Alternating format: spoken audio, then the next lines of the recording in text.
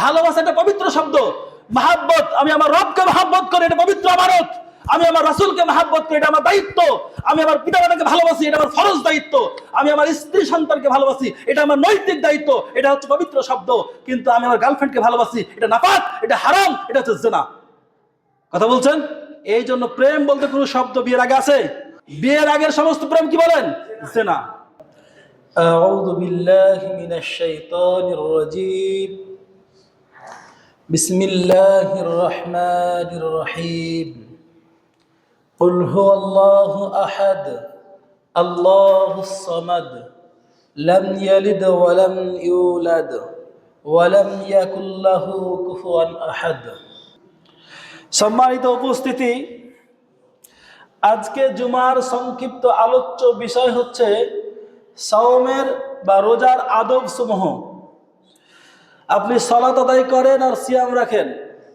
সালাত, সিয়াম বা ইসলামের অন্য যেই ইবাদত বলেন না কেন, এর নির্দিষ্ট একটা নিয়ম কানুন আছে। নির্দিষ্ট নিয়ম কানুন না মেনে যদি এলোমেলো ভাবে করেন, তাহলে কাঙ্ক্ষিত ফলাফল পাবেন না। কথা কি বুঝতে পারছেন? কাঙ্ক্ষিত ফলাফল পাবেন না। যেমন আপনাকে শুরুতে একটা হাদিস বলে দিই। সুনানে দারিমি 2770 নম্বর যে হাদিস, ভালো করে খেয়াল করেন।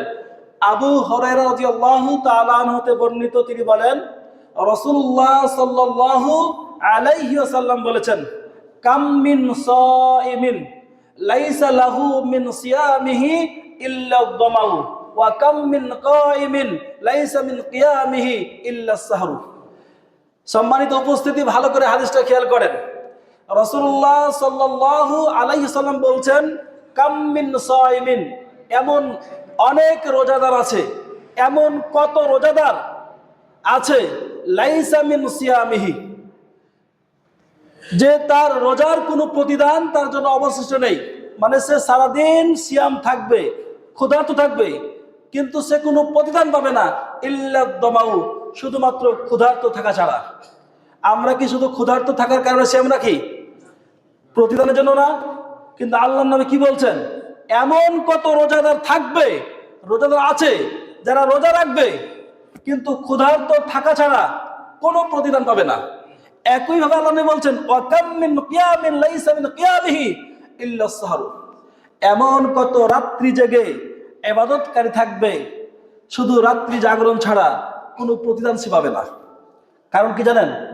মানে সালাত, সিয়াম, যেহেতু সিয়ামের আদব নিয়ে আলোচনা করছি, সিয়ামের আদব রক্ষা না করার কারণে, সিয়ামের আদব রক্ষা না করলে আপনি কোনো প্রতিদান পাবেন না। একটা কথা ভালো করে খেয়াল রাখবেন, সিয়াম যতই শক্তিশালী ইবাদত হোক না কেন, সিয়াম যতই দামি ইবাদত হোক না কেন, আল্লাহ সুবহানাহু ওয়া তাআলা আয়াতুল কুরসি বলছেন, আস-সাওমু লি ওয়া আনা আজজি বিহি, সিয়াম আমার জন্য, আমি আর প্রতিদান দেব। এখান থেকে নিশ্চিতভাবে প্রমাণিত হয় সিয়াম খুব শক্তিশালী, খুব দামি ইবাদত। তবে হ্যাঁ, যদি এই সিয়ামের গায়ে পাপের দুর্গন্ধ, পাপের বাতাস লেগে যায়, যদি এই দামি ইবাদতের গায়ে কোনো অপকর্ম, কোনো নাপাক কর্মের বাতাস লেগে যায়, তাহলে সেই শক্তিশালী ইবাদত দুর্বল হয়ে যাবে। কথা বুঝতে পারছেন? এই জন্য আমরা সিয়াম রাখবো কিভাবে বলেন তো? সিয়ামের পরিপূর্ণ আদব রক্ষা করে। কথা বুঝতে পারছেন? এই জন্য শুরু থেকে শেষ পর্যন্ত মনোযোগ সহকারে আলোচনা শুনতে হবে, তাহলে আপনি বুঝতে পারবেন। আজকের আলোচ্য বিষয় কি বলেন? সিয়ামের আদব সমূহ, মানে যেইভাবে সিয়াম রাখলে আমাদের সিয়ামের সওয়াব নিশ্চিত হবে। আরেকটা কথা আপনাকে বলেনি,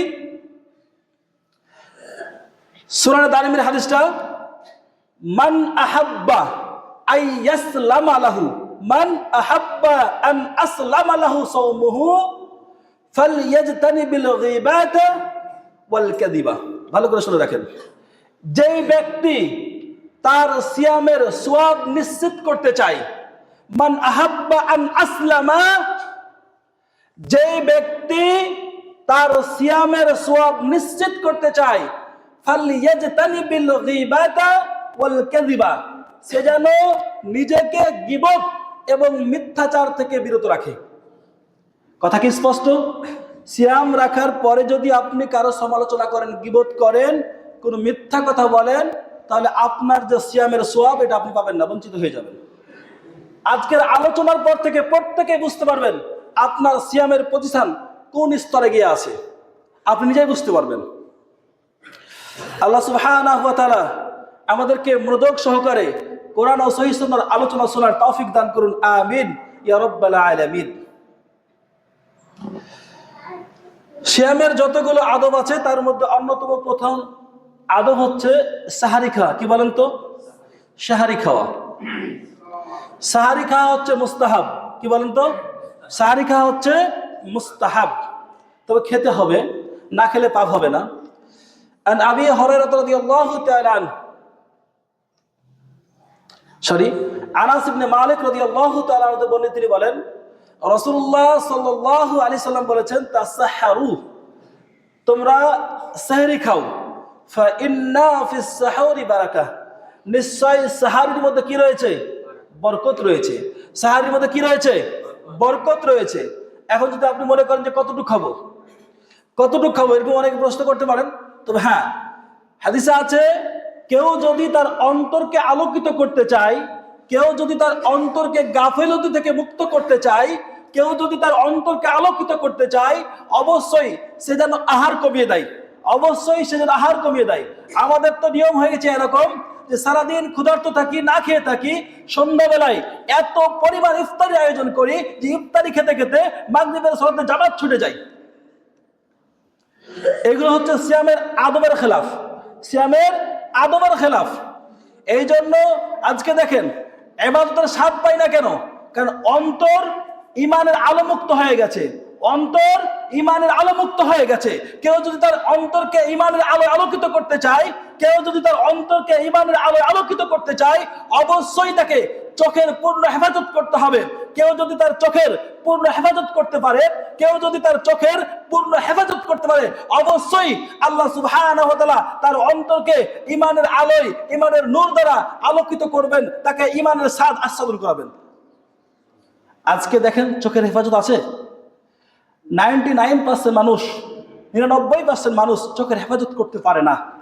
অনেকে হয়তো রাস্তাঘাটে চোখের হেফাজত করতে পারে, কিন্তু এই যে মোবাইল ফোন ইউজ করার কারণে ম্যাক্সিমাম মানুষ চাইলেও চোখের হেফাজত করতে পারে না। ভাই আমার, আপনি যদি চোখের হেফাজত করতে না পারেন, আপনি যদি সিয়াম রাখার পরেও নিজেকে পাপ থেকে মুক্ত করতে না পারেন, বিশ্বাস করেন, আল্লাহর কসম করে বলছি, সিয়ামের প্রতিদান থেকে আপনি বঞ্চিত হয়ে যাবেন। সিয়ামের এই মহত্ব থেকে, সিয়ামের এই সম্মান মজা থেকে যেই দিন কিয়ামত দিন ঘোষণা করবে আইনা সাইমুন, সাইমেরা কোথায়, সেই দিনকে আপনি লাব্বাইক বলে সাক্ষ্য দিতে পারবেন না। সেই দিনকে আপনি সাইমের খাতা থেকে বঞ্চিত হয়ে যাবেন।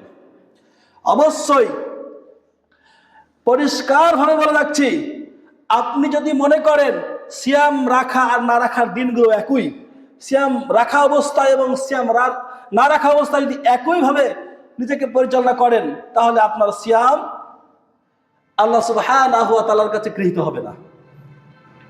এই জন্য খেয়াল করতে হবে বিষয়গুলো। তো আপনি চাইলে কম খাইতে পারবেন, বেশি খাইতে পারবেন, এক ঢোক পানি খাইলে হবে, এটা আপনার ব্যাপার। মুসনাদ আহমদের 1186 নম্বর হাদিস, আন আবি সাঈদ আল-খুদরি রাদিয়াল্লাহু তাআলা আনহু قال قال رسول الله صلى الله عليه وسلم, রাসূলুল্লাহ সাল্লাল্লাহু আলাইহি ওয়াসাল্লামের একজন মহান সাহাবী ছিলেন আবু সাঈদ খুদরি রাদিয়াল্লাহু তাআলা আনহু। তিনি বলছেন রাসূলুল্লাহ সাল্লাল্লাহু আলাইহি ওয়াসাল্লাম, আল্লাহর নবীর নাম শোনার সাথে সাথে কি পড়বেন? সাল্লাল্লাহু আলাইহি ওয়াসাল্লাম অবশ্যই পড়বেন।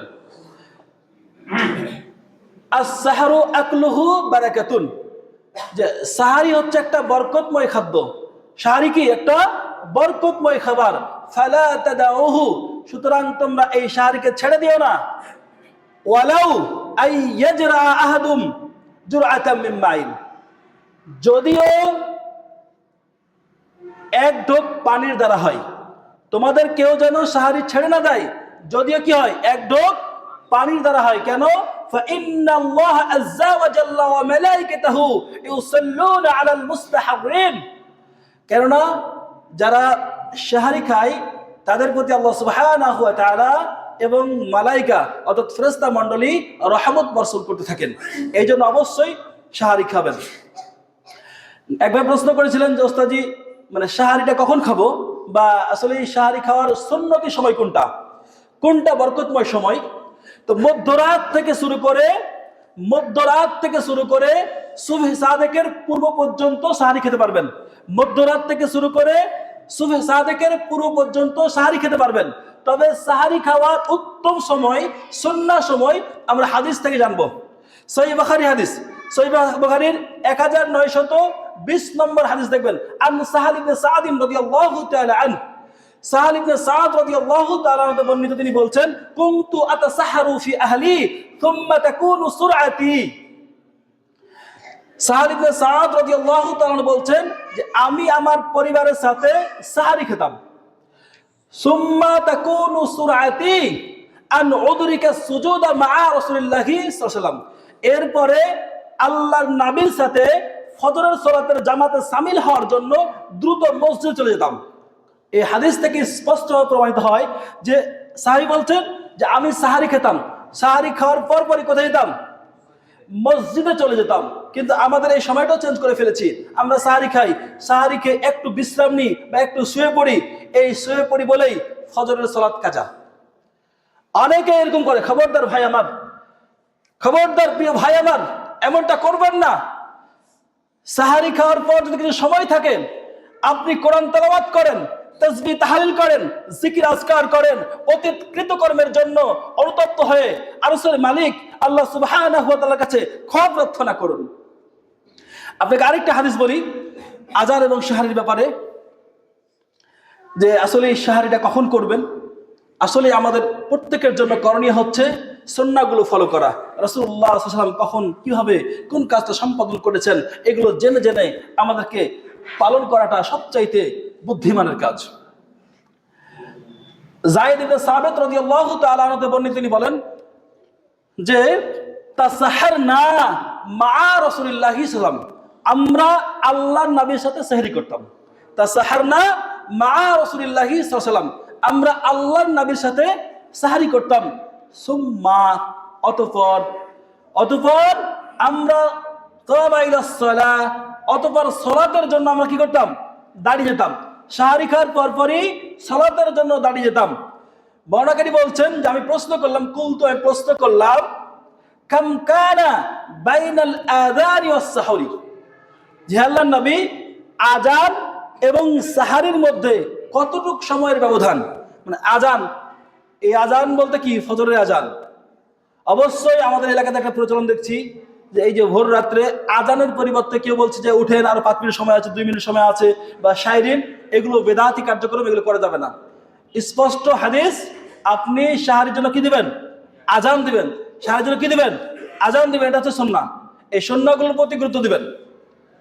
তো আল্লাহ বললেন যে কদরু 50 আয়াতান, 50টি আয়াত তেলাওয়াত করার সমপরিমাণ সময় ব্যবধান।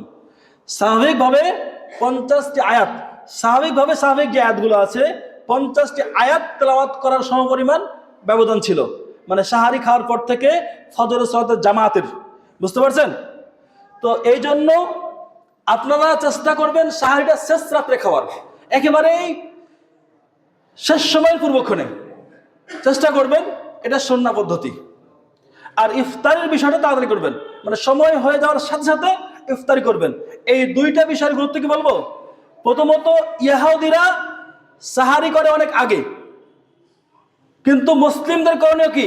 খালিফুল ইয়াহুদ ওয়ান নাসারা, প্রত্যেকটা ক্ষেত্রে ইহুদি খ্রিস্টানদের বিপরীত করা। এই জন্য আপনারা সাহারি করবেন দেরিতে, ঠিক আছে? আবার একইভাবে দেখেন, এই ইহুদি খ্রিস্টানরা ইফতারি করে কি? দেরিতে, বুঝেন নাই? কিন্তু আমরা মুসলিমরা কি করব? সময় হয়ে যাওয়ার সাথে সাথে ইফতারি করব। রাসূলুল্লাহ বলছেন এই উম্মত যতদিন হকের উপরে বিজয়ী থাকবে, যতদিন তারা দ্রুত ইফতার করবে। এই জন্য এই বিষয়গুলোর প্রতি কনফিউশন থেকে মুক্ত থাকবেন। এই জন্য আমি বলি নাই যে সময় হওয়ার পূর্বে, এরকম বলি নাই। সময় হয়ে যাওয়ার সাথে সাথে অনেকেই সন্দেহ করে 5 মিনিট চলে যায়, 6 মিনিট চলে যায়, ইফতারি করে না। আমি একদিন একটা ঘটনা বলি। যখন ঢাকায় চাকরি করতাম, এখানে ছাত্র আছে আমার, তো মাদ্রাসা থেকে পাশেই হানাফি এক মাযহাবের ভাই দাওয়াত দিয়েছে, দাওয়াত খেতে গেছি। অক্ত হয়ে গেছে, পাশের মসজিদে আজান দিয়ে দিয়েছে, আমরা ইফতারি করছি, ওনারা ইফতারি করবে না। তো আমাদের আরেক ওস্তাদ ছিল, উনি বললেন যে ইফতারি করেন, যদি কোনো গুনাহ হয় আমি নিয়ে নিব। তারপরেও ইফতারি করে নাই। আমরা ইফতারি করে প্রায় মাগরিবের সালাত শেষ করে ফেলেছি, তারপর ইফতারি করতেছি। এগুলো হচ্ছে নিঃসন্দেহে বাড়াবাড়ি। এগুলো কি? এগুলো হচ্ছে অতিরঞ্জিত বাড়াবাড়ি। এমনটা করা যাবে না, এমনটা করা যাবে না। গুরুত্বপূর্ণ একটা মেসেজ, সাহারির সময়টা ভালো করে শুনেন। সাহারির সময় আল্লাহর পক্ষ থেকে মুমিনদের জন্য একটা দান প্রতিদান দেওয়ার গুরুত্বপূর্ণ সুযোগ। বলেন, সাহারির সময় মুমিনদের জন্য কি এটা সুযোগ? কি বলেন তো? সুযোগ। কেন সুযোগ? এই সময়ে আল্লাহ সুবহানাহু ওয়া তাআলা সপ্তম আসমানে অর্থাৎ দুনিয়ার আসমানে অবতরণ করেন। এই জন্য এটা খুবই গুরুত্বপূর্ণ একটা সুবর্ণ সুযোগ, একটা মর্যাদাপূর্ণ সময়। এই মর্যাদাপূর্ণ সময়টাকে শুধু তারাই কাজে লাগাতে পারে যারা মহান রবের সামনে এই সময়গুলোতে হাজির হতে পারে, যারা মহান রবের শ্রেষ্ঠত্ব আর মহত্ব সম্পর্কে বুঝতে পেরেছে। কেবল তারাই শেষ রাত্রে নিজের অতীত কৃতকর্মের জন্য লজ্জিত অনুতপ্ত হয়ে কান্নাকাটি করে আল্লাহ সুবহানাহু ওয়া তাআলার ক্ষমা চায়। স্পষ্ট হাদিস, সহিহ বুখারী হাদিস 1145 নম্বর হাদিস, সহিহ মুসলিমের 1808 নম্বর হাদিস। আন আবি হুরায়রা রাদিয়াল্লাহু তাআলা আনহু قال قال رسول الله صلى الله عليه وسلم ينزل ربنا تبارك وتعالى كل ليلة إلى السماء الدنيا حين يبقى ثلث الليل الآخر يقول من يدعوني فأستجب له من يسألني فأعطيه من يستغفرني فأغفر له। সর্বাধিক হাদিস বর্ণনাকারী সাহাবী হযরত আবু হুরায়রা রাদিয়াল্লাহু তাআলা আনহু তে বর্ণিত, তিনি বলেন রাসূলুল্লাহ সাল্লাল্লাহু আলাইহি ওয়াসাল্লাম বলেছেন, ইয়ানজিলু রাব্বুনা তাবারাকা তাআলা, আমাদের রব আরশের মহান অধিপতি, আসমান ও জমিনের একচ্ছত্র নিয়ন্ত্রক ও পরিচালক আল্লাহ সুবহানাহু ওয়া তাআলা অবতরণ করেন, নিচে নেমে আসেন। কুল্লা লাইলাতিন ইলাস সামাইদ দুনিয়া, প্রত্যেক রাত্রে দুনিয়ার আসমানে নেমে আসেন। হিনা ইয়াবকা সুলুসুল লাইলিল আখির, যখন রাতের 1/3 অবশিষ্ট থাকে, অর্থাৎ শেষ রাত্রে আল্লাহ সুবহানাহু ওয়া তাআলা দুনিয়ার আসমানে নেমে আসেন। ইয়াকুলু, এরপরে বলতে থাকেন, আল্লাহ সুবহানাহু ওয়া তাআলা নিজেই বলতে থাকেন, মাইয়াদউনি ফাআস্তাজিব লা, আছো কি এমন কেউ, আছো কি এমন কোন প্রয়োজনগ্রস্ত যার কোনো কিছু চাওয়ার প্রয়োজন আছে? আরে দুনিয়ার রাজা বাদশা, দুনিয়ার উকিল হাকিম, দুনিয়ার খাজাওয়ালা গাজাওয়ালা কাছে না চেয়ে আরশের মালিক, যিনি তোমার সব চাওয়া পূর্ণ করতে পারে, সেই মহান মালিকের কাছে চাও। ফাআস্তাজিব লা, আমি তোমার সেই ডাকে সাড়া দিব। মাইয়াসআলুনি ফাউতিয়া, আছো কি এমন কোন প্রার্থনাকারী যার কোনো কিছুর প্রয়োজন আছে, তুমি তোমার সেই প্রয়োজন মহান মালিকের কাছে তুলে ধরো। তোমার সকল চাওয়া পাওয়া তিনি একমাত্র পূর্ণ করতে পারবেন। তিনি বলছেন ফাউতিয়া, আমি তোমাকে সেটা দিয়ে দিব। মাইয়াস্তাগফিরুনি ফাগফির লা, আছো কি এমন কোন অপরাধী যে অপরাধের ভারে নুয়ে পড়েছো, যে পাপ করতে করতে, নিজের প্রতি জুলুম করতে করতে, নিজে অন্যায় কাজের সাথে সম্পৃক্ত থাকতে থাকতে নিজের আত্মাকে কলুষিত করে ফেলেছো, এমন কোন পাপী আছো কি? আরশের মালিক আল্লাহর কাছে ক্ষমা চাও, আমি আল্লাহ সুবহানাহু ওয়া তাআলা তোমাকে ক্ষমা করে দিব। গত জুমায় বলছিলাম না যে রমজানুল মুবারকের সবচেয়ে গুরুত্বপূর্ণ মেসেজ হচ্ছে রমজান আসবে আবার চলে যাবে। তবে আপনার জন্য মেসেজ, রমজান শেষ হওয়ার পূর্বেই যদি আপনি নিজেকে ক্ষমা করে নিতে না পারেন, রমজান শেষ হয়ে যাওয়ার পূর্বেই যদি আপনি নিজেকে ক্ষমা করিয়ে নিতে না পারেন, তাহলে সাইয়্যিদুল মালাইকা জিবরিল আমিন দোয়া করেছেন সে যেন ধ্বংস হয়ে যায়। আর সাইয়্যিদুল মুরসালিন কায়েদুন নবীন মুহাম্মদুন নবী সাল্লাল্লাহু আলাইহি সাল্লাম তিনি কি করেছেন? আমিন বলে সমর্থন করেছেন যে এই রমজান মাস পাওয়ার পরেও নিজেকে পাপ মুক্ত করতে পারে নাই, সে ধ্বংস হওয়ার যোগ্য। প্লিজ ভাই আমার, এই বিষয়গুলো খেয়াল রাখবেন যে রমজান আসবে আবার চলে যাবে, কিন্তু রমজান আসার পর, রমজান পাওয়ার পরেও যদি আপনি নিজেকে পাপ মুক্ত করতে না পারেন, তাহলে এটা আপনার জন্য বড় আফসোস, পরিতাপের বিষয়। আপনি একটু খেয়াল করেন, এই তো গত রমজানে কতজন আমাদের সাথে জুমার সালাতে শামিল ছিল, আমাদের সাথে ঈদ উদযাপন করেছে, রমজানের সেই সুশীল বাতাসে সেই ঘোরাফেরা করেছে, কিন্তু আজকে দেখেন সে কবরের বাসিন্দা হয়ে গেছে। এই মসজিদের অনেক মুসাল্লি কবরের বাসিন্দা হয়ে গেছে না? হয়েছে কিনা বলেন?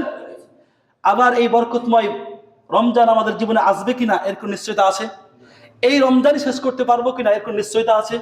প্লিজ ভাই আমার, এই বিষয়গুলো খেয়াল করুন, নিজেকে পাপ মুক্ত করুন, একটু নিজের প্রতি ইহসান করুন, নিজের আত্মাকে এই সমস্ত অপকর্ম আর পাপাচার থেকে মুক্ত করুন। আল্লাহ সুবহানাহু ওয়া তাআলা আমাদের প্রত্যেককে পাপ মুক্ত পবিত্র জীবন দান করুন। আমিন ইয়া রাব্বাল আলামিন। আল্লাহ সুবহানাহু ওয়া তাআলা নিজেই মুমিনদের প্রশংসা করেছেন, ওয়াবিল আসহারিহুম ইস্তাগফিরুন। মুমিনরা শেষ রাতে ঘুমিয়ে থাকে না, মুমিনদের পিঠ বিছানায় থাকে না, এরা শেষ রাতে উঠে মন রবের কাছে কান্নাকাটি করে আর ক্ষমা চায়। ক্ষমা চাই। আপনাকে হাদিস বলছি, সহিহ বুখারী হাদিস 115 নম্বর হাদিস, ভালো করে খেয়াল রাখেন। 115 নম্বর হাদিস, রাসূলুল্লাহ সাল্লাল্লাহু আলাইহি ওয়াসাল্লাম বলছেন, কেউ যদি শেষ রাতে উঠে অথবা কার যদি শেষ রাতে ঘুম ভেঙে যায় আর সে উঠে যদি এই দোয়া পাঠ করে, এই দোয়া পাঠ করার পরে সে যা চাইবে আল্লাহ সুবহানাহু ওয়া তাআলা তাকে তাই দিয়ে দিবে। সে যদি সালাত আদায় করে তার সালাতটা কবুল হয়ে যাবে। দোয়াটা মুখস্থ করার দরকার আছে না? লা ইলাহা ইল্লাল্লাহু ওয়াহদাহু লা শারীকা লাহু লাহুল মুলক ওয়া লাহুল হামদু ওয়া হুয়া আলা কুল্লি শাইইন কাদির সুবহানাল্লাহি ওয়াল হামদুলিল্লাহি ওয়া লা ইলাহা ইল্লাল্লাহু ওয়াল্লাহু আকবার ওয়া লা হাওলা ওয়া লা কুওয়াতা ইল্লা বিল্লাহিল আলিয়্যিল আযীম রব্বিগফিরলি। আপনি শেষ রাতে উঠবেন, অর্থাৎ প্রয়োজনে অ্যালার্ম ব্যবহার করেন। সাহারির সময় এখন কত? মোটামুটি 5:10 না? আপনি 4টা কিংবা 4:30টার সময় অ্যালার্ম দিবেন, উঠে এই দোয়া পড়বেন। যদি পারেন তাহলে সূরা আলে ইমরানের শেষে 10 আয়াত পড়বেন, 190 থেকে 200 নম্বর পড়বেন। এটা রাসূলুল্লাহ সাল্লাল্লাহু আলাইহি ওয়াসাল্লামের দৈনন্দিন জীবনে আমল ছিল। এটা অনেক কঠিন, হাফেজ সাহেবরা পারবেন। সাধারণ মানুষ যদি না পারেন তাহলে এই ছোট্ট দোয়াটা মুখস্থ করে নেবেন, সহজ দোয়া। লা ইলাহা ইল্লাল্লাহু ওয়াহদাহু লা শারীকা লাহু লাহুল মুলকু ওয়া লাহুল হামদু ওয়া হুয়া আলা কুল্লি শাইইন কাদির সুবহানাল্লাহি ওয়াল হামদুলিল্লাহি ওয়া লা ইলাহা ইল্লাল্লাহু ওয়াল্লাহু আকবার ওয়া লা হাওলা ওয়া লা কুওয়াতা ইল্লা বিল্লাহিল আলিয়্যিল আযীম রব্বিগফিরলি। এই দোয়াটা পাঠ করবেন। এই দোয়াটা পাঠ করে আপনার যত রকম চাওয়া আছে সব চাইবেন। হে আল্লাহ, আমার অসুস্থ পিতামাতা আমার চোখের সামনে কষ্ট করছে, আমি চাইলে তাদের সাহায্য করতে পারছি না, তাদের ভালো চিকিৎসা করতে পারছি না, তাদের খেদমত করতে পারছি না। হে আরশের মহানধিপতি, তুমি আর আব্বা আম্মাকে সুস্থ করে দাও। অনেকেই ঋণগ্রস্ত আছেন, আপনি বলবেন, হে আল্লাহ, এই ঋণের কারণে আমি জর্জরিত হয়ে গেছি, অসম্মানিত হচ্ছি, মানুষ দেখলেই আমার কাছে চাই, আমি লজ্জিত হই। হে আরশের মহানধিপতি, আসমান এবং জমিনের একচ্ছত্র নিয়ন্ত্রক ও পরিচালক, সমস্ত সম্পত্তির মালিক, আপনি আমার ঋণ পরিশোধের ব্যবস্থা করে দেন।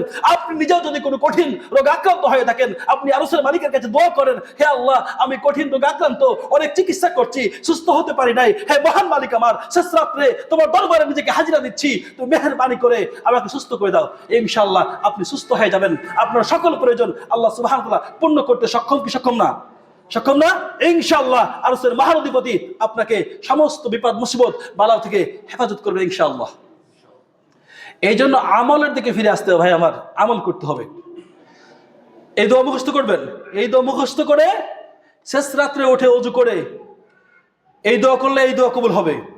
আপনি ওযু করে নামাজ পড়লে নামাজ কবুল হবে। আপনি যাই চাইবেন আল্লাহ আপনাকে তাই দিবে। আপনাকে আরেকটা হাদিস বলি, সুনানে দারিমির হাদিস। আল্লাহ নবী বলছেন, আইয়ুহান নাস, আচ্ছা একটু বলেন তো, নিরাপদে মানে কোনো প্রকার ঝামেলা ছাড়া হিসাব দেওয়া, আল্লাহর কাছে হিসাব দেওয়া ঝামেলা না ভাই? আল্লাহ হিসাব চাই, দিতে পারবেন? এটা সম্ভব? সম্ভব না। আচ্ছা নিরাপদে, নিরাপদ বুঝেন না? নিরাপদ বুঝেন তো? নিরাপদে কে কে আল্লাহর জান্নাতে প্রবেশ করতে চায় একটু হাত তুলেন দেখি। আমার কথা বুঝছেন না? নিরাপদ মানে কোনো প্রকার ঝামেলা ছাড়াই আমি আল্লাহর জান্নাতে চাই। হে আল্লাহ, তুমি এই হাতগুলোকে তোমার জান্নাতুল ফেরদাউসের সম্মানিত মেহমান হিসেবে কবুল করে নাও, আমিন। হাত নামান। এখন তো চাই অনেক কিছু। এখন বললাম যে ভাই 1 লাখ টাকা কে হাত তুলেন, সবাই তুললেন, তো বললাম যে কাজ এটা করতে হবে, কাজের বেলা নাই। এখন কাজের বিষয়, এখন কি বলেন তো? কাজ করতে বেশি না, সহজ সহজ 4টা কাজ। কয়টা বলেন তো? সহজ সহজ 4টা কাজ করতে হবে। এই 4টা কাজ যদি ঈমানের সাথে কেউ করতে পারে, আল্লাহর কসম করে বলছি, আল্লাহর নবীর বক্তব্য নকল করছি, আমি আমার থেকে বানিয়ে বলছি না, নিজের থেকে কিছু বলছি না। রাসূলুল্লাহ সাল্লাল্লাহু আলাইহি ওয়াসাল্লাম যে মেসেজ আপনাদেরকে দিয়েছে সেই মেসেজ আমি নকল করছি আপনাদের সামনে।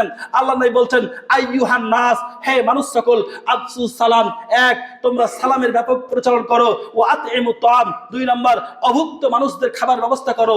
আশেপাশে খোঁজ খবর নিয়ে দেখেন, কেউ যদি অনাথ গরিব অসহায় থাকে, আপনি পেট পূর্ণ করে খাচ্ছেন, আপনি দামি পোশাক পরছেন, আপনি ছাদের বাড়িতে ঘুমাচ্ছেন, পাশে একজন অনাথ অসহায় আছে, সে ইফতার করতে পারছে কিনা, সে সাহারিতে ভালো খাবার খেতে পারছে কিনা, তার গায়ে ভালো কোনো পোশাক আছে কিনা, তার চিকিৎসার ব্যবস্থা আছে কিনা, তার বাসস্থান আছে কিনা, একটু খোঁজ খবর নিয়ে দেখেন। আল্লাহর নবী বলছেন, কেউ যদি আতিমুত তাআম, অভুক্ত মানুষদেরকে, অসহায় মানুষদেরকে খাবার খাওয়ার ব্যবস্থা করে। 2 3 নাম্বার হচ্ছে ওয়াসিলুল আরহাম, আত্মীয়তার সম্পর্ক অটুট রাখা। আর 4 নম্বর হচ্ছে ওয়াসাল্লু বিল্লাইল ওয়া নাসু নিয়াম, মানুষ যখন ঘুমিয়ে যায়, রাত্রি যখন গভীর হয়, যখন পিনপতন নীরবতা চতুর্দিকে বিরাজ করে, তখন এক শ্রেণীর মানুষ থাকবে যারা আল্লাহর সন্তুষ্টির জন্য, রবের সন্তুষ্টির জন্য, নিজেকে পাপ মুক্ত করার জন্য যেই নামাজে দাঁড়িয়ে আল্লাহ সুবহানাহু ওয়া তাআলা প্রার্থনা করবে, অর্থাৎ রাতের সালাত আদায় করবে। এই 4টা বিষয়: 1 সালামের প্রচলন করান, 2 নম্বর অসহায় গরিব দুঃখী মানুষদের খাবার ব্যবস্থা করান, 3 নম্বর আত্মীয়তার সম্পর্ক অটুট রাখা, 4 নম্বর হচ্ছে রাতের বেলা সালাতে দাঁড়িয়ে যাওয়া। এই 4টা আমল যদি কেউ করতে পারে, আল্লাহর নবী বলছেন তাদখুলুল জান্নাতা বিসালাম, তাদখুলুল জান্নাতা বিসালাম, তাদখুলুল জান্নাতা বিসালাম, সে নিরাপদে কোনো প্রকার ঝামেলা ছাড়াই আল্লাহর জান্নাতে প্রবেশ করবে ইনশাআল্লাহ। এই আমলগুলো কি খুব কঠিন ভাই? খুব কঠিন। আজকের আলোচনা থেকে যদি এতটুকু মানতে পারেন, ইনশাআল্লাহ জান্নাত হবে না ভাই? এত কিছু করছেন কিসের জন্য? জান্নাতের জন্য না? আল্লাহ সুবহানাহু ওয়া তাআলা আমাদের প্রত্যেককে এই আমলগুলো সহিভাবে পালন করার তৌফিক দান করুন, আমিন ইয়া রাব্বাল আলামিন। তাহলে কি বলছিলাম? সাহারির সময়টা কি আমাদের জন্য বলেন? এটা সুযোগ। এটা কি বললাম? সুযোগ।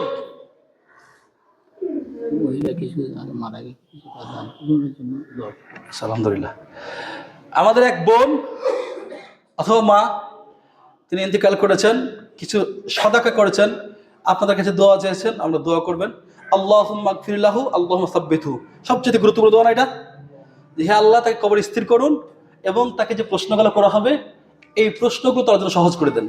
আপনি যদি প্রশ্ন উত্তর করতে পারেন তাহলে আপনার জন্য কবর নিরাপদ, আর যদি প্রশ্ন উত্তর করতে না পারেন তাহলে কবর নিরাপদ না। হ্যাঁ, দেখেন কি নিয়ে আলোচনা করছিলাম মনে আছে? সিয়ামের আদব নিয়ে। সিয়ামের কি আদব নিয়ে 2 নম্বর যে বিষয় দেখেন, সূরা বাকারা 2 নম্বর সূরার 48 নম্বর আয়াত বাড়তে পড়বেন। আল্লাহ বলছেন ওয়াত্তাকু ইয়াওমান লা তাজজি নাফসুন আন নাফসিন শাইয়্যান ওয়া লা ইয়াকবালু মিনহা শাফাআতু ওয়া লা ইউখাযু মিনহা আদলু ওয়া লা হুম ইউনসারুন। আল্লাহ বলছেন দুনিয়ার মানুষ শোনো, ভয় করো সেই দিনটাকে, যেই দিন কেউ কারো কোনো উপকারে আসবে না, কারো পক্ষ থেকে কোনো সুপারিশ গ্রহণ করা হবে না, কারো পক্ষ থেকে কোনো বিনিময় নেওয়া হবে না। কিয়ামতের দিন কেউ কারো দ্বারা সামান্যতম সাহায্য প্রাপ্ত হবে না, অর্থাৎ কেউ কাউকে সামান্য সাহায্য করতে পারবে না। দুনিয়ায় বিপদে পড়েছেন, অনেকেই সাহায্য করবে, বন্ধু বান্ধব আছে, মাতা পিতা আছে, অনেক নেতা নেত্রী আছে, আপনার পক্ষে কথা বলতে পারে, সাহায্য করতে পারে। কিন্তু কিয়ামতের দিন এত ভয়াবহ, কঠিন, বিভীষিকাময় একটা কঠিন মুহূর্ত, যেদিন কেউ আপনার পক্ষে সুপারিশ করবে না, আপনাকে সাহায্য করবে না, চাইলেও সাহায্য করতে পারবে না। এই কঠিন মুহূর্তকে আল্লাহ সুবহানাহু ওয়া তাআলা ভয় করতে বলেছেন। হ্যাঁ, তবে এই কঠিন মুহূর্তেও 2টা জিনিস আপনার পক্ষে দাঁড়িয়ে যাবে, আপনার জন্য সুপারিশ করবে। আল্লাহ সুবহানাহু ওয়া তাআলা তাদের সুপারিশকে কবুল করবেন। বলেন এই সুপারিশ কে পেতে চান? আল্লাহ সুবহানাহু ওয়া তাআলা প্রত্যেককেই এই সুপারিশ পাওয়ার সক্ষমতা, যোগ্যতা দান করুন, আমিন। কঠিন মুহূর্তে সুপারিশ প্রয়োজন নাই ভাই? নাই? দুনিয়াতে বিপদে পড়ে দৌড় মারেন না, কিন্তু কিয়ামতের দিন কেউ সাহায্য করবে? 2টা জিনিস আপনার পক্ষে দাঁড়াবে, আপনার জন্য সুপারিশ করবে। শুধু সুপারিশ করবে না, এই সুপারিশ কবুল হয়ে যাবে। এই সুপারিশ কি হবে? কবুল হয়ে যাবে। সহিহ বুখারীর বর্ণনা, আন আব্দুল্লাহ ইবনে আমর রাদিয়াল্লাহু তাআলা আনহু, আব্দুল্লাহ ইবনে আমর রাদিয়াল্লাহু তাআলা আনহু থেকে বর্ণিত, তিনি বলেন আন্না রাসূলুল্লাহ সাল্লাল্লাহু আলাইহি ওয়াসাল্লাম ক্বালা, রাসূলুল্লাহ সাল্লাল্লাহু আলাইহি ওয়াসাল্লাম বলেছেন, আসিয়ামু ওয়াল কুরআনু ইয়াসফাআন লিল আবদি ইয়াউমাল কিয়ামাহ। কিয়ামতের দিন বান্দার পক্ষ থেকে সিয়াম এবং কোরআন আল্লাহর কাছে কি করবে বলেন? সুপারিশ করবে। কে কে বলেন?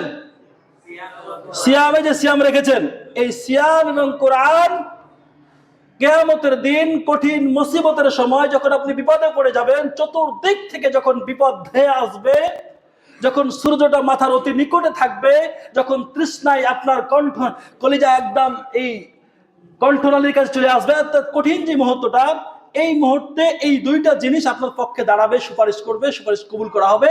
এই বিপদ থেকে আপনাকে আল্লাহ মুক্ত করে দিবেন। প্রথমে সিয়াম, ইয়াকুলু সিয়াম, সিয়াম বলবে আই রব্বি, হে আমার রব, হে আমার প্রতিপালক, মানাতুহু তুআমা ওয়াস সাহাওয়া বিন নাহার, হে আমার রব, আমি এই ব্যক্তিকে দিনের বেলায় সকল প্রকার খাবার দাবার এবং সমস্ত ফায়সা কাজ থেকে বিরত রেখেছিলাম। ফাসাফিনি ফি, সুতরাং তার ব্যাপারে আমার সুপারিশ গ্রহণ করা হোক। একইভাবে ইয়াকুল কোরআন, কোরআন বলবে আই রব্বি, হে আমার রব, হে আমার প্রতিপালক, মানাতুহুন নাওমা বিল লাইল, আমি এই ব্যক্তিকে রাতের বেলায় ঘুম থেকে বিরত রেখেছিলাম। সে রাত্রে ঘুম না পেরে অল্প সময় ঘুমিয়ে থেকে সে রাত জেগে গুনগুন করে কোরআন তেলাওয়াত করেছে, আর আশা করছিল কাল কিয়ামতের দিন আমি যখন বিপদে পড়ে যাব, কেউ সাহায্য করার থাকবে না, কেউ চাইলে সাহায্য করতে পারবে না, এমন কঠিন মুহূর্তে এই কোরআন তেলাওয়াত, এই কোরআন যেন আমার জন্য সুপারিশ করে, আর কাল কিয়ামতের দিন এই কঠিন মুসিবতের সময় থেকে আমি মুক্তি হয়ে যাই। ফাসাফিনি ফি, সুতরাং আমার সুপারিশ গ্রহণ করা হোক। আল্লাহ নবী বলছেন ফায়ুসাফফাআনি, দুইজনের সুপারিশ গ্রহণ করা হবে। আলহামদুলিল্লাহ। তাহলে বুঝেন, এখন যদি দিনের বেলা সিয়াম রেখে মিথ্যা কথা বলেন, চুরি করেন, আরো যে আকাম কুকাম করতেন সব করেন, সিয়াম সুপারিশ করবে? পুরো রাত্রি খালি ঘুমিয়েই কাটান, এইদিকে রাত 10টা 11টা পর্যন্ত মোবাইল টিপলেন, এরপর ঘুমিয়ে গেলেন, কোন রকম সাহায্য উঠে সাহারি খেলে আবার ঘুমিয়ে গেলেন, কোরআন সুপারিশ করবে? বলেন সুপারিশ করবে? তাহলে কেউ যদি এই সিয়ামের এবং কোরআনের সুপারিশ পেতে চান, তাহলে অবশ্যই আপনাকে এই যে আদবগুলো রক্ষা করতে হবে। আমি গুরুত্বপূর্ণ একটা বিষয় বলেছিলাম, গত জুমাতে বলেছিলাম যে বিশেষ করে অঙ্গ প্রত্যঙ্গের সিয়াম সম্পর্কে অনেকেই কোনো খেয়াল রাখে না, বা এটা এলেমই রাখে না। ভাই 2-5 মিনিট চলে গেলে কাইন্ডলি সমালোচনা করবেন না। এখন তো রমজান মাস ভাই, খাওয়ার কোনো আয়োজন নাই, 2-5 মিনিট চলে যায়, হয়তো 10 চলে যাবে আজকে, তো আল্লাহর হস্তে ধৈর্য বসে থাকবেন। এখন যে বিষয়টা বলবো, সিয়ামের পরিপূর্ণ সোয়াব যারা পেতে চান, মানে সোয়ামের আদবের, রোজার আদবের সবচেয়ে গুরুত্বপূর্ণ যে বিষয়টা কোরআন এবং হাদিস দ্বারা সাজেস্ট করা হয়েছে, সেটা হচ্ছে সকল প্রকার মুনকার, মানে সকল প্রকার অন্যায় কাজ থেকে নিজেকে বিরত রাখা। কি বললাম বলেন? সকল প্রকার অন্যায় কাজ থেকে নিজেকে বিরত রাখা। যদি সকল প্রকার অন্যায় কাজ থেকে নিজেকে বিরত রাখতে না পারেন, তাহলে আপনার সিয়াম আল্লাহ সুবহানাহু ওয়া তাআলার কাছে কবুল হবে না। ভালো করে শুনুন, আমি প্রথমে আপনাকে হাত পায়ের কথা বলি, তাহলে বুঝবেন। সহিহ মুসলিমের হাদিস 6647 নম্বর হাদিস, 6647 নম্বর হাদিস, সহিহ মুসলিমের হাদিস। ভালো করে দেখেন। আগে আপনারা বলেন, জেনা করলে সিয়াম থাকবে না ভাঙবে? আর ভাই একটু শক্তি দেবো, জোরে করেন, জেনা করলে সিয়াম থাকবে না ভাঙবে? এটা কি জেনে বুঝে বলছেন না কেমনি বলছেন? এই ব্যাপারে কোনো অস্পষ্টতা আছে? একদম স্পষ্ট না? এখন খেয়াল করেন, হাদিস নম্বর কত বললাম? সহিহ মুসলিম 6647 নম্বর হাদিস। আবু হুরায়রা রাদিয়াল্লাহু তাআলা আনহু থেকে বর্ণিত, তিনি বলেন আল্লাহর নবী বলেছেন ফাল আইনান জিনাহুমা আন-নাযারু। ভালো করে খেয়াল করেন, দুই চোখের জেনা কি? চোখ দিয়ে দেখা। এটাকে আমি গল্প বলছি না, হাদিস অনুবাদ করছি। ফাল আইনান জিনাহুমা আন-নাযারু, দুই চোখের জেনা হচ্ছে দুই চোখ দিয়ে দেখা। আপনি সিয়াম রাখার পর যদি চোখ আপনার সিয়াম না রাখে, চোখের সিয়াম হচ্ছে চোখ দিয়ে সমস্ত হারাম জিনিস দেখা থেকে চোখকে বিরত রাখা, এর নাম হচ্ছে চোখের সিয়াম। আল্লাহ নবী বলছেন লাইসা সিয়ামু মিন আকলিহি ওয়া সারবিহি, শুধু খাবার দাবার থেকে মুক্ত থাকার নাম সিয়াম নয়। আস-সিয়ামু বা ইন্নামাস সিয়ামু মিনাল লাগবি ওয়ার রাফাসি ওয়াল জাহালি, মূলত সিয়াম হচ্ছে সকল ওয়াসালিন কথাবার্তা, হারাম কাজ, সমস্ত খারাপ চিন্তা ভাবনা, এক কথায় সকল প্রকার হারাম কাজ থেকে নিজেকে সম্পূর্ণরূপে মুক্ত রাখার নাম হচ্ছে সিয়াম। কথা কি স্পষ্ট? তাহলে যে সমস্ত ভাইরা রমজান মাসে সিয়াম রাখার পরেও চোখের হেফাজত করতে পারছেন না, তারা নিজেরাই বুঝতে পারছেন আপনার সিয়ামের অবস্থা কি। 2 নাম্বার, ওয়াল উযুনানে জিনাহুমা আল ইস্তিমাউ, দুই কানের জেনা হচ্ছে কান দিয়ে শোনা। আপনি গান শুনছেন, গীবত শুনছেন, অন্যরা সমালোচনা করছেন, খুব ভালো লাগছে, এই যে কানের হেফাজত করছেন না, কানের সিয়াম হচ্ছে কানকে সমস্ত ওয়াসালিন কথাবার্তা থেকে, সমস্ত হারাম পাপাচার কথাবার্তা থেকে মুক্ত রাখা, এর নাম হচ্ছে কানের সিয়াম। তাহলে দুই কানের জেনা কি বলেন? দুই কানের জেনা কি? কান দিয়ে হারাম কোন কথা শোনা। এবার আছেন জিহ্বা না, ওয়াল লিসানু জিনাহু, জিহ্বার জিনা হচ্ছে আল কালাম, কথা বলা। কি বলা বলেন? কথা বলা। আপনি খুব মিষ্টি মিষ্টি আলোচনা করছেন, আপনার গার্লফ্রেন্ড আছে, এই আছে, সেই আছে, খালাতো বোন, মামাতো বোন, উমুক তুমুক, ফেসবুকের বন্ধু, ইউটিউবের বন্ধু, এর বন্ধু, কত কি আছে, এদের সাথে আপনি ফ্রিলি কথা বলছেন, অনাসলি কথা বলছেন। আর শয়তান ধোঁকা দেয় যে না, এটা আমার হালাল প্রেম, হালাল বন্ধু, আমি শেষ রাতে তাহাজ্জুদের জন্য উঠাই দিই, আমি সাহারের জন্য উঠাই দিই, আমি নামাজের কথা বলি, আমার কথা আছে ঘরের বাইরে বের হয় না, এরকম কথা বলে না? সব এগুলো মিথ্যা কথা। এই জন্য আমি বলি, ভালো করে শুনেন, বিয়ের আগে প্রেম বলতে কোনো শব্দ আছে? জেনা। প্রেম একটা পবিত্র শব্দ, এটা বিয়ের পরে। কখন বলেন? বিয়ের পরে। মহাব্বত, ভালোবাসা একটা পবিত্র শব্দ। মহাব্বত, আমি আমার রবকে মহাব্বত করি, এটা পবিত্র আমানত। আমি আমার রাসূলকে মহাব্বত করি, এটা আমার দায়িত্ব। আমি আমার পিতামাতাকে ভালোবাসি, এটা আমার ফরজ দায়িত্ব। আমি আমার স্ত্রী সন্তানকে ভালোবাসি, এটা আমার নৈতিক দায়িত্ব, এটা হচ্ছে পবিত্র শব্দ। কিন্তু আমি আমার গার্লফ্রেন্ডকে ভালোবাসি, এটা নাপাক, এটা হারাম, এটা হচ্ছে জেনা। কথা বলছেন? এই জন্য প্রেম বলতে কোনো শব্দ বিয়ের আগে আছে? বিয়ের আগের সমস্ত প্রেম কি বলেন? জেনা। ক্লিয়ার? তো তাহলে জিহ্বার কথা কি বললাম? কথা বলা। এবার কি হাত আছে না? ওয়াল ইয়াদু জিনাহা আল বাতশু, হাতের জানা কি? স্পর্শ করা। চ্যাট করছেন না? চ্যাট। প্রিয় তোমা কোথায় আছো? বাড়িতে আছি। শাড়ি খাইছো? খাইছি। কি দিয়ে খাইছো? কয় লোকমা খাইছো? কেমনে খাইছো? ওই আবার কয়, কয় না? এগুলা কি জানা না ভাই?